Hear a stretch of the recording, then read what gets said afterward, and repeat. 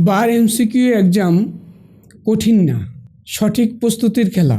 অনেক ল গ্রাজুয়েট মনে করেন বার কাউন্সিল এক্সাম এমসিকিউর পরীক্ষা অনেক কঠিন, কিন্তু সত্যি কথা হলো সঠিকভাবে পড়লে বার কাউন্সিল এমসিকিউ পাশ করা অসম্ভব কিছু না।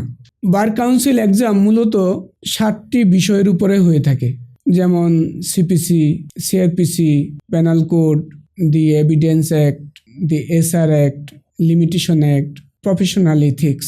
এমসিকিউ পাশ করার জন্য 3টি জিনিস খুবই গুরুত্বপূর্ণ।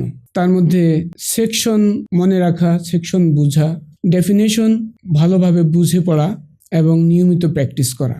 যেমন race judicata, FIR, evidence definition, এই ধরনের টপিকগুলো প্রায়ই পরীক্ষায় আসে।